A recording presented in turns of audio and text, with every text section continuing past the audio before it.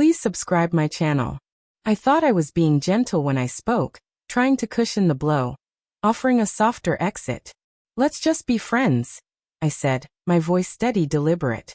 His eyes shifted, surprise flickering across them, then something darker, but he only nodded. Okay, he replied.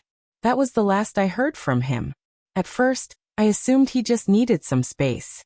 We had been together for nearly a year, our lives intertwined in quiet routines. Sunday mornings spent over coffee, aimless drives with no destination, the simple comfort of falling asleep with his arm around me. I had imagined that staying friends would preserve that closeness, without the risk of heartbreak. But days stretched into silence. My texts went unanswered. Calls rang endlessly until voicemail claimed them. Checking his social media felt like searching for a ghost. No posts, no updates, no hint of the man who had once filled my life with laughter and constant messages.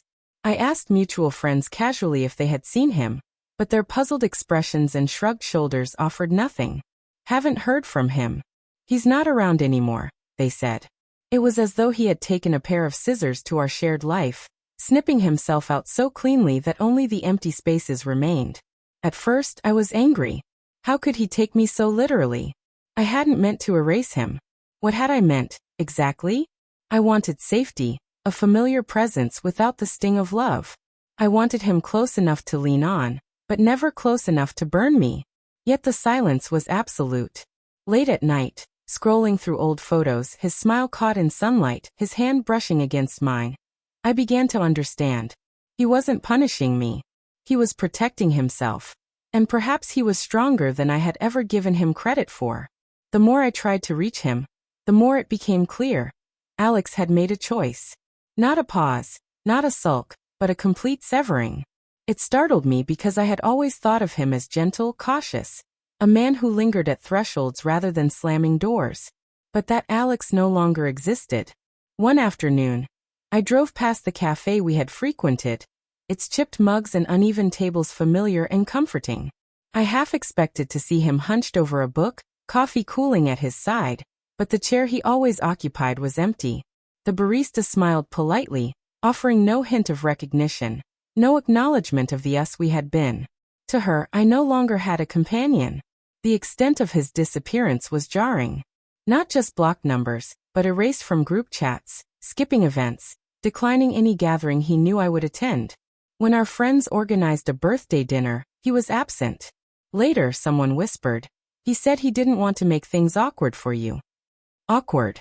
That single word cut deeper than I expected. To him, I wasn't worth enduring a little discomfort. I lay awake at night, replaying our final conversation. His calm acceptance, the lack of argument or pleading, had seemed like weakness. Now I saw it for what it was, unwavering resolve. I had asked for friendship, believing it to be a cushion, a way to soften the sharp edge of goodbye. To him it was a boundary, final, unyielding. The cracks in my reasoning became undeniable. Why had I assumed he would remain in my orbit, circling a sun that no longer warmed him? Why had I thought I could keep the comfort of his presence without offering my heart in return? I had wanted everything without giving anything fully. And in return, I got nothing. Weeks turned into months, and his absence cast a shadow over my life. Places we had been together felt hollow. Songs we had sung became muted echoes. Even the scent of roasted coffee beans reminded me of him. I told myself I had done the right thing. We weren't right together. Friendship was safer, less painful. Yet the truth was sharp and undeniable. I hadn't realized the depth of what I had before it was gone. One evening at the grocery store, I ran into an old acquaintance.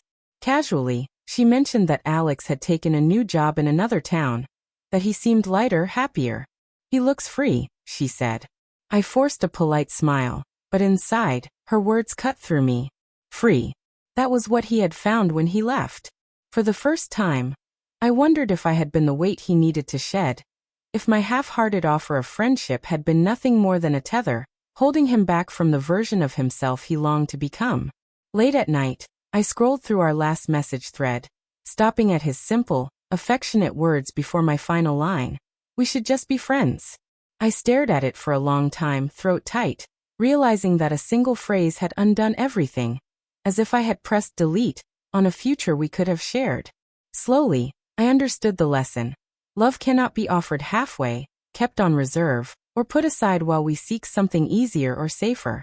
It demands honesty, and when that honesty is mishandled, it walks away. Alex had taken my words literally, and in doing so, he had shown me a strength I never acknowledged, the courage to let go completely.